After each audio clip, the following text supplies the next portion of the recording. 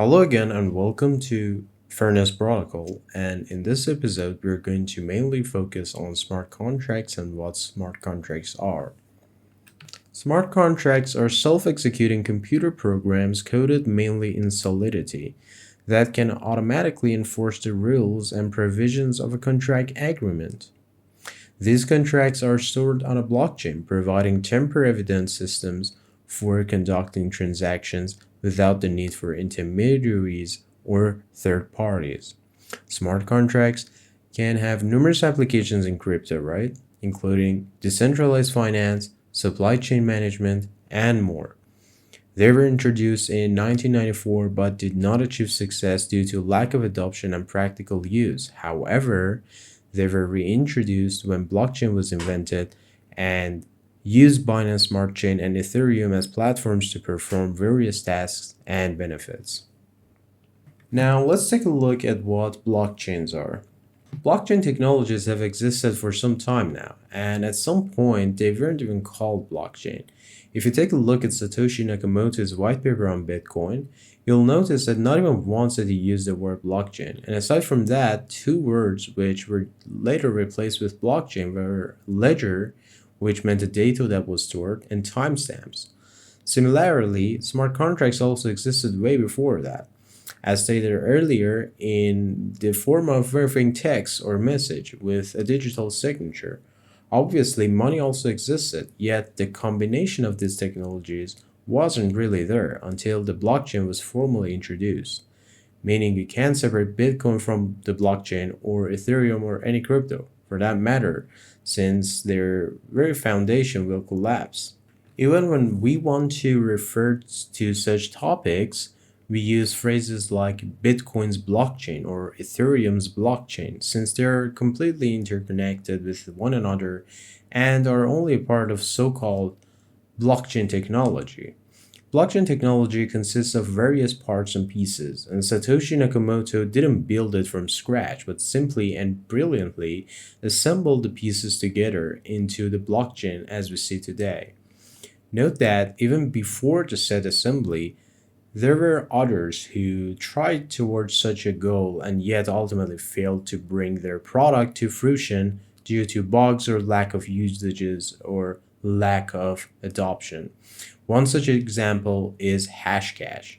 Even before Bitcoin was invented, the software developer and computer scientist Hal Finney, who might even be the famous Satoshi Nakamoto, because we do not know the real identity of Satoshi Nakamoto, but Hal Finney invented the cryptocurrency Hashcash and strove toward making it a mainstream product.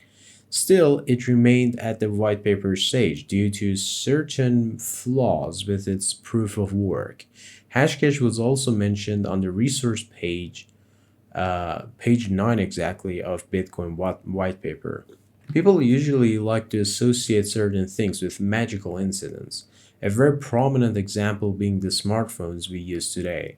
They seem like the norm today, and yet we fail to see how incredibly otherworldly these boxes with lights and information would look to a more primitive society.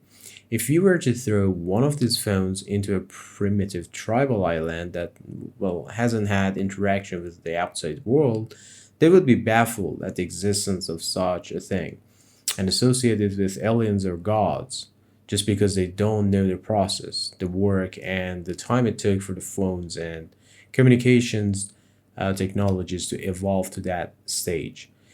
The reality of it is that many people throughout an extensive amount of time tried and built such technology, and it has come down to what we grip in our hands and use every day as a common tool.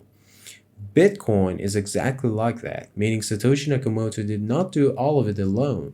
He wrote the white paper, sure, called many programmers from every corner of the world, and used the experience, knowledge, tools, and technologies that were invented and produced by many others before him, and assembled all of it into the Bitcoin we know today.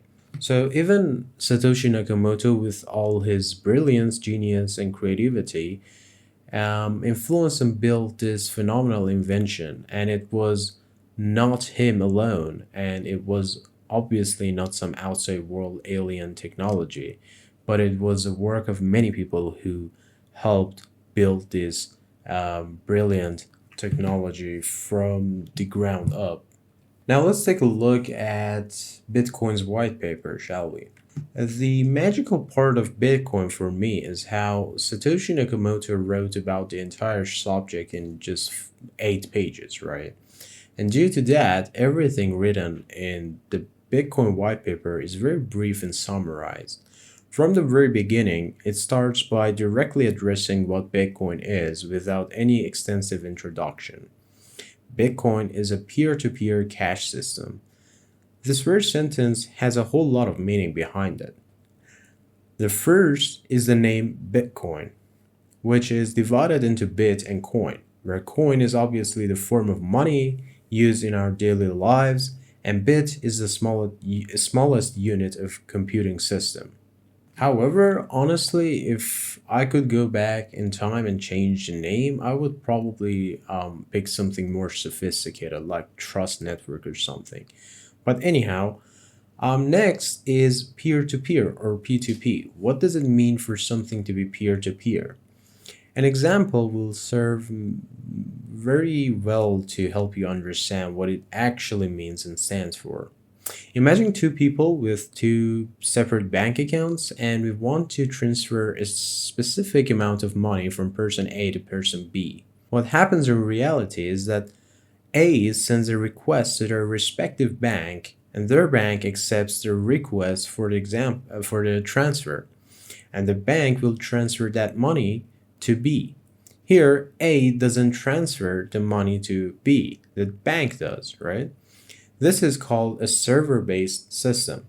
And if a system is not P2P, it is definitely server based. If A wants to transfer any amount of money but the bank denies the request due to any presented problem, for example, daily withdrawal limit or any systematic problems, A cannot transfer that money, meaning A has no control over the process whatsoever. He only has the permission to transfer the money, not full control over it. However, if A wants to give a simple coin to B, no one can stop him or tell him that he cannot do it because they don't necessarily have the necessary permissions to do so. Since it's only A and B, these point to point transactions are called peer to peer or P2P. The money given to B is now owned by B, and A did not send any requests or to any systems, right? Or any outside person. Similarly, one of Bitcoin's targets was to take intermediary systems out of the equation. Also, I want to remind you that Bitcoin isn't a currency, it's money, as we explained in episode 1. Now I want to touch on a very delicate matter that why is Bitcoin so quote unquote imperfect and why did Satoshi leave Bitcoin as it is? Well, we can understand this using an example, right?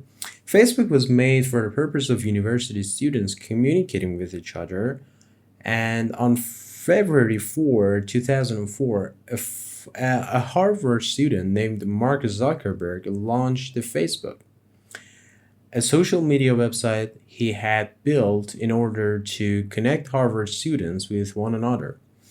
By the next day, over 1,000 people had registered, and that was only the beginning. Back then, Mark Zuckerberg wouldn't even dream of it being one of the most successful social media platforms or businesses in the world, or that Instagram would be built upon it, or that millions upon millions of users would be registered on it. It didn't even expect people to come and post pictures of their pets, among many other things on the platform. Similarly, Satoshi also had a lot of expectations from Bitcoin. He even talks about this on the podcast Bitcoin Talk, where he informs us that he purposed Bitcoin for micropayment transactions. Imagine you're going into an online store to buy a book, but only need the sixth season of the said book, not its entirety, right? And that lessens the amount of money you have to spend. But it both wasn't possible and the amount was extremely low. Thus, he made an internet currency for exactly that purpose, to be used in such minuscule amounts for very little payments and transactions. He didn't even dream of the day where Bitcoin's transactions fee alone was ranging between $10 to $20. Even in its early days, Bitcoin had no transaction fee. It was free since its blocks were completely empty. That's why the purpose Satoshi had for Bitcoin was completely different from how it is now. And thus, why it seems to us that in some ways it's somewhat lacking. In reality, the way it was intended to be used and the way it is used today are worlds apart and completely different. While Bitcoin has not come to replace normal cash but become the normal cash system. In a sense, you can directly perform transactions by yourself with no server in between. The same way that when A wants to give some money directly to B with no bank in between. Why? Because in today's world, the banking systems want to abolish the cash system, not Bitcoin. If you've paid attention, in many foreign countries, people have a withdrawal limit each day and everything is credit based. You can't withdraw more than a certain amount of money each day, or many stores don't accept more than a certain amount of cash for transactions, precisely because they want to monitor the interceptions and transactions. And their goal is either to control, which is honestly mostly the primary goal of such systems, or to prevent money laundering and scams. The world's prominent governments and banking systems are trying so that in approximately 10 years there will be no sign of paper money out there. When there is no such cash, imagine you're going to a supermarket to buy something and you want it to be private and you wanted to keep it to yourself. But when you swipe your card to make a transactions, it will be known what you've bought and where you've bought it. Although in Iran, many of such systems aren't very advanced and still won't fully pinpoint you or what you've done with the transactions. In many foreign countries, the systems are so advanced that they can completely know everything about you, ranging from where you are to what you're buying in a matter of seconds. Bitcoin has come to prevent such things, similar to how cash systems were preventing such things up until today. So, if you've heard of someone say that the cash system is dying and Bitcoin is at fault, you should probably start doubting their literacy.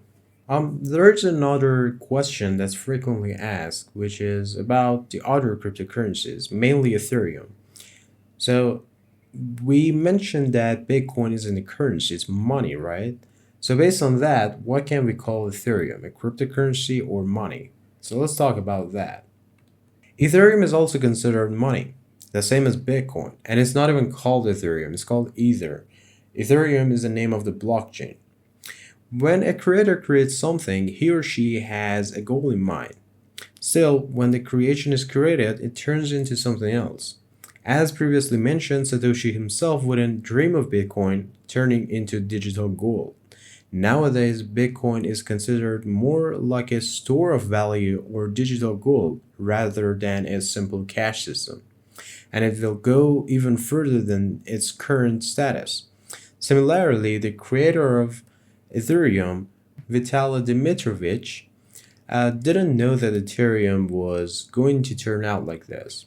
In its first version, Ethereum was just a headstock for smart contracts, and Ether was only a currency to pay the gas price, which is the price for conducting a smart contract, and nothing more. If we consider Ethereum to be a car, then the gasoline to start that car and for the car would be the gas price, and Ether would be the gas money. But now, Ethereum or Ether is the second most largest cryptocurrency out there. Now let's go back to the Bitcoin white paper. In the second sentence of the white paper, it is said that the main benefits are lost if a trusted party is still required to prevent double spending. Now I'll ask you this question. Why do banks exist? The answer is that, in addition to all the benefits and services they provide, we trust banks with a set of numbers that belong to us. Many people think that there is cash in the bank equal to the amount of money you have deposited in there. But in reality, there isn't that amount of cash. The bank, as a party we trust, is expected to take X amount of money from us and give it to a certain person when we tell them to. But sometimes an anomaly occurs where I still have my X amount of money, but a certain person also receives that money. Since we don't check the internal bank safe to ensure the transaction proceeded as expected, it then evolves into what we call today the double spending problem. This happens in the transfer of information. However, when we have something such as coins or cash, since it's physical, it's virtually impossible for such a problem to occur. But in the digital space, you can copy that X amount of money just as you can easily copy a file.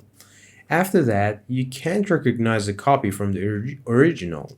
Money in its digital form is just a bunch of numbers. If I add a certain number to you, it can't be that it's not reduced for me. This is called the double spending problem. And the bank's solution to this prominent problem was called proof of authority, meaning someone higher up exists that is proof to us of the said transaction. We trust the banks and a middle trusted party to do their job right, to not allow double spending to occur. Many of the tokens that came before Bitcoin went out of the market for this very reason, that they in themselves had the double spending problem without a solution, or for that solution to be a person to check on every transaction so that they make sure nothing was wrong. Even then, that would turn the system into a centralized one. Satoshi solved this problem with a brand new solution called proof of work, which made Bitcoin a prominent token in the coming age of technology. This solution came in the form of the blockchain. Now, what is proof of work and what does it do? Proof of work is a solution provided to the double spending problem. It is a process of validating transactions on a blockchain to confirm transactions, close a block, and open a new one. Proof of work works in a way so that your processing power dictates what happens in the blockchain. We have this long continuum called the blockchain. Block number 0 contains its own hash but doesn't have the previous block's hash. Block number 1 has its own hash and the previous block's hash. Block number 2 has its own hash and the previous block's hash, which is block number 1, and so on and so forth. This is a chain, and the chain can at points get split in two. The double spending problem can also occur in Bitcoin and its blockchain, not in the exact form that banks experience, but in a sense that at some point, at the exact same time, multiple people mine the same block. Such a thing happens like once or twice a week, even more frequently seen in the Ethereum blockchain, where there is completely separate chain created because of it.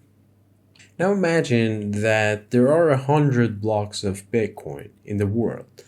We have advanced 100 blocks in the main chain, where the main chain is the longest chain and is considered the ledger. How Bitcoin works is that we have chains of blocks going on and getting mined, and the longest chain is the true main chain.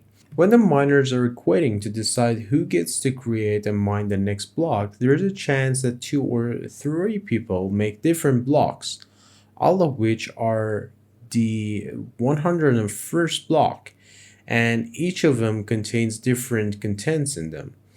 One of them mines 101st block A, and one of them mines 101st block B. After that, when the miners are creating new blocks, if they continue and create blocks after the 101st block A, that block will become the main 101st block, since the chain after that is the longest chain. If they continue and create blocks after the 101st block B, that block will become the main 101st block for the same reason.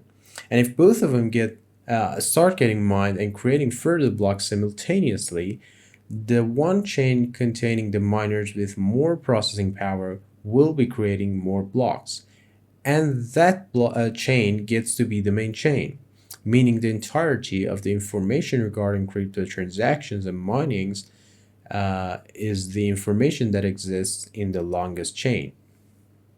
In fact, you can start mining from block 0 of Bitcoin right now and start making more and more blocks, even mining them completely empty. And still, you'll never reach the main chain and go further to become the longest chain, since the amount of processing power spent on the main chain is enormous. The longer chain equals the more processing power spent on that chain, right? If you create one and only one chain, we set up boundaries and decide the way the chain goes forward, only by the amount of processing power spent on it. The double spending problem will be solved by it. And the second shorter chain that has been created due to that problem will not be shown anywhere, since it's invalid and doesn't get any more processing power when it's shown to be the shorter chain. Now you might ask, where do transactions that were conducted on the shorter chain go? That's why Bitcoin has a process called confirmation. When you want to transact an amount of coins to somewhere, Binance tells you that you need 3 confirmations. So what's that? Let's take a look. Imagine that we have two 101st blocks and you have performed a transactions to Binance on the shorter block, which is going to be terminated, right? Now, if Binance wants to return your money before receiving 3 confirmations, after a while that transactions get deleted from the ledger, and the 51% attack abuses this specific process. The 51% attack is when someone with a huge amount of processing power comes and creates a second block next to the one which the miners actually and validly created, which we call 101st A. With 51% of entire network's processing power, which again we'll call 101st B, now the people who created the 101st B have to create 3 consecutive blocks to make their own chain. But that is very unlikely with 51% of the network's power. If it were only one block, it could have been possible, since with you having 51% of the power and anyone else collectively have 49%, you would likely win and create the block. But since it's 3 blocks, your chance on the second and third block will obviously get exponentially lower. And statistically, you would need more than 75% of network's processing power. Even getting that 51% is extremely and inhumanely difficult. Reaching 75% and with the length of the blockchain this long as of now is nigh impossible. Note that the 51% attack does not damage Bitcoin in any way, shape, or form. The main damage will be received by their centralized exchanges that perform the transactions. For example, you'll put a certain amount of Bitcoin in Binance in exchange for DAIs, BNBs, or ETHs, and other decentralized tokens, right? And after a few hours, the Bitcoins that were exchanged for those tokens return to your wallet. In that way, you don't damage the Bitcoin or any other decentralized chains, but instead hurt the centralized exchanges that you buy from. Yet the question presented here is that if the network security and safety are jeopardized, Bitcoin's value is sure to drop. To that, I have to say that money is a language in addition to being a belief. For example, something in China is priced at 1500 yen, let's say. Is it cheap or is it expensive? If you answer cheap, it's probably because you know the language of the yen. Now we have something called C, and there's a jewel priced at 2C. Is it expensive or cheap? Here we don't know how much C value is at, so we don't know what 2C is or if that's cheap or expensive. Money is the language of value. In ancient times, we didn't have money, so the price of 2 kilograms of meat was like X amount of eggs. So we didn't understand how things were valued at. People think in different currencies. I personally have been thinking dollar wise for about 4 years now. And if I hear something in reals or euros, I turn them into dollars and then proceed to calculate the value. But the next generation will replace these with Satoshi, with Bitcoin, and with whatever prominent currency that will exist in the future. And when the language of the majority becomes Bitcoin, when the 51% attack strikes, the price of everything else rises instead of the price of Bitcoin tanking. There will be no reduction of Bitcoin from your wallet, instead, the exchange which received the Bitcoin will be damaged. Now, I told you that if there are two blocks of the same number, for example, 101st block A and 101st block B, one of them is decided to be on the main chain. But what happens to the transactions and payload of the other block? What happens to the miner that mined this block? So, to answer this, I have to say nothing. It will simply get thrown out of the system and won't get noticed by the ledger. And when this happens to the miner who managed to mine that same block for a long while, spending a huge amount of processing power, electrical bills, and time, he will receive nothing since the bitcoins mined from that block will not be seen by the Bitcoin simply because they aren't on its blockchain. Although this problem is not present in Ethereum, and we'll explore that in further detail when we reach that topic in the coming sessions. This is certainly a bug, but the fact that Bitcoin has bugs that haven't been patched yet is not a con, quite the opposite. It is considered to be one of the strong points of Bitcoin. Some people ask me why I consider Bitcoin so fondly when there are so many other projects out there with different properties and opportunities lying in wait. And to that, I say that this is the sheer power of Bitcoin, that it doesn't change and it keeps working with all of its bugs without them getting hard forked and fixed. If you remember, Ethereum at the very start had a limited supply, then it got changed to be unlimited, then it resets, and after that, something else changed, and so on, right? Now imagine if the gold on Earth behaved similarly to this, so that certain people would demand the supply to increase and decrease. Then the market would rapidly fluctuate and would become extremely unpredictable at best, and gold would lose its value at worst. Bitcoin can be considered digital gold because people believe it to be an unchangeable material and count on the fact that there are only 21 million units of it in the world and that it stays that way. Whereas you don't know how Ethereum would behave in the future. For example, if you buy Ethereum today and Vitalik, together with its board of directors, decided that due to a certain problem, the supply of Ethereum would increase 100-fold, the Ethereum you bought will drop by 100x, right, in value. Yet this scenario will never happen with Bitcoin, and thus is one of its strong points, really. Without this stability, Bitcoin wouldn't have lasted this long. Also, I want to quickly touch on another matter. It was actually a question that I got from one of my listeners on another platform. That they had heard that Satoshi's dream for Bitcoin was that it would turn out to be something like how Ethereum is today, with the difference that it would still be something like digital gold. That's not possible.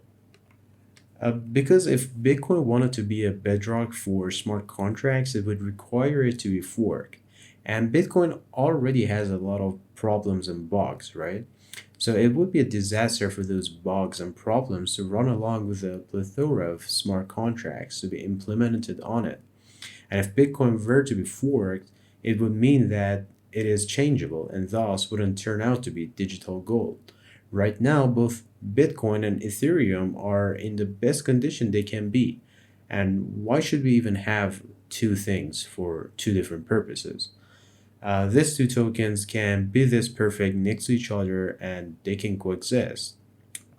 So if I saw that Bitcoin could exist and be complete by itself, then I would surely become a Bitcoin maximalist. But it can't. It can't be perfect.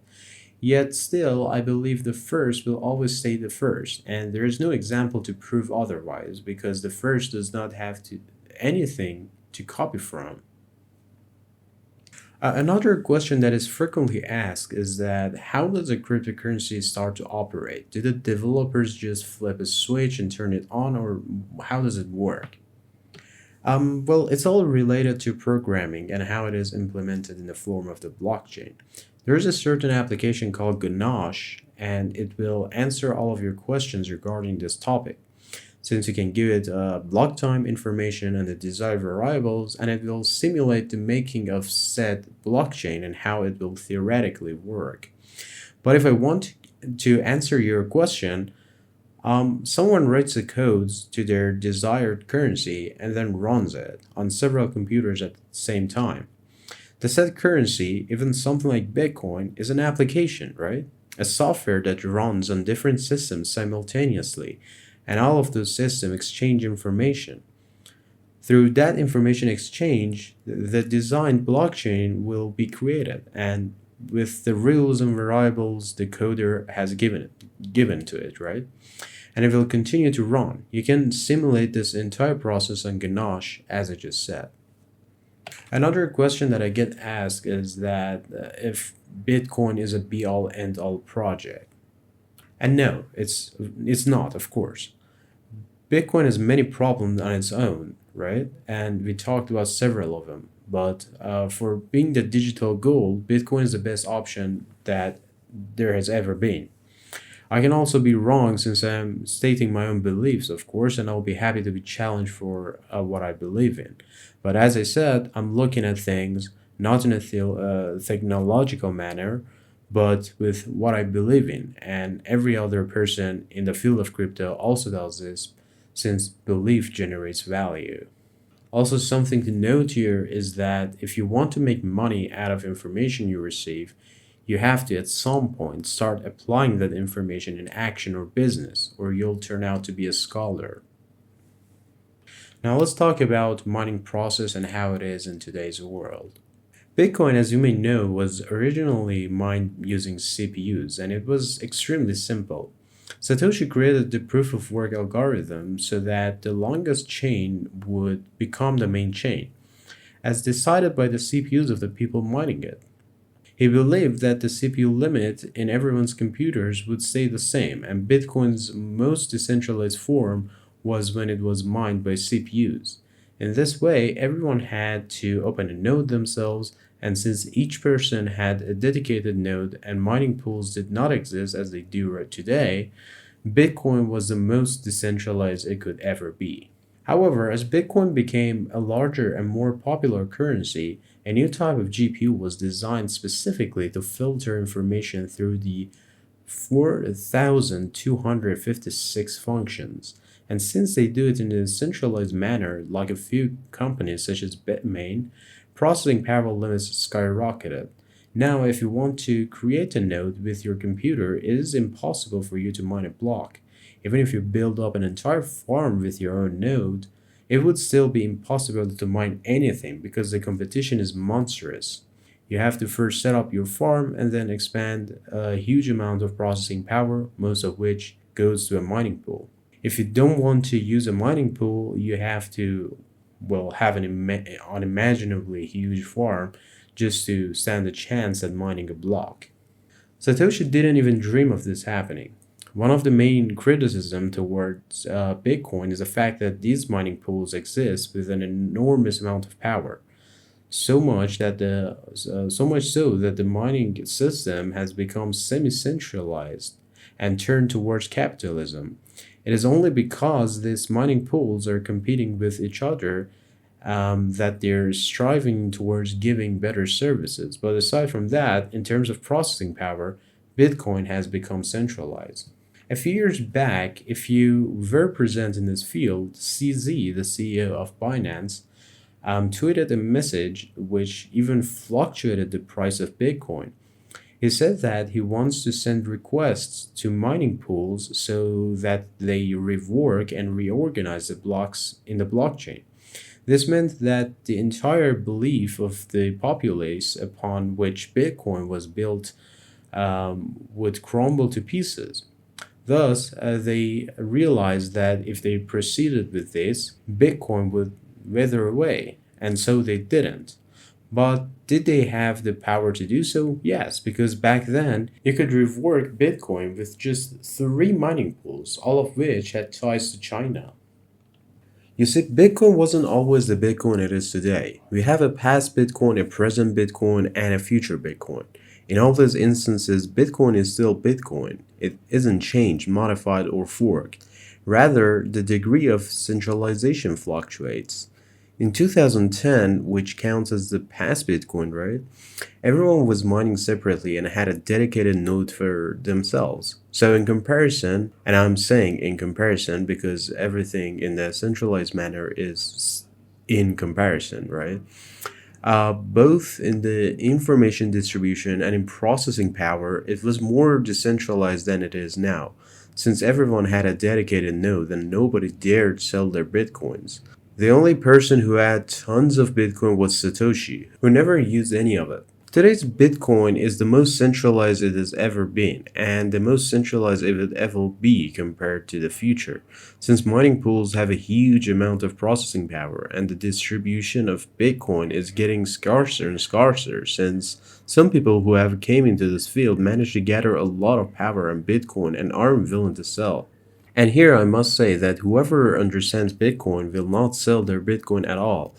They won't approach trading and won't approach the selling market, and they will not touch the Bitcoins they have. There's a famous quote that says, for people who understand it, Bitcoin has borne no risks, which is true. Even I, who have a sliver of knowledge about this subject, don't see any of the risks in fields such as real estate, gold, or stock market for Bitcoin, apart from a very few highly unlikely scenarios. But as of now, because of the distribution of Bitcoin that has happened over the past decade, and because of the centralized mining pools, Bitcoin is more centralized than before. In the future, this issue will be solved through decentralized mining pools, meaning that the mining pools themselves can become decentralized. And when this happens, which will, even the mining pools themselves can decide upon the winner of the prize, and the distribution becomes much fairer. And if we keep making more and more powerful processing tools to gain more processing power, then it won't even be worth it to build a farm since the heat and the electricity usage will skyrocket. So it has to be spread across the world, and different people are required to take such action. Right now, Bitcoin is in its worst state, and that isn't entirely bad since the worst point means that there's opportunity to be sought. Now, there's a question that what is the difference between a node and a full node? Let's talk about that. So, when I talk about a node, what I actually mean is a full node, right? We have different kinds of nodes, and the actual name for a full node is a full blockchain node. Now, what does it do? It stores every piece of information on the blockchain, including but not limited to every block, every transaction, and every token ever mined. It's online and trades information with all the other available online nodes. And you can verify other people's transactions using them. Other types of nodes usually lack one or several of the above components, such as SPV, which is short for Simplified Payment Verification Nodes, which you use to verify transactions, but which do not really store every piece of information on the blockchain. They only store minor details and information, such as the Merkle root or block's hash. The Merkle root is the number you get if you pair each transaction in the block together and hash them in pairs. Then pair them again and hash each pair again, and so on, repeating until you can hash the last two hashes to get the block's collective hash. That is the Merkle root of the block. And if the block has an odd number of transactions instead of an even number, it repeats the last hashes twice so that it turns the odd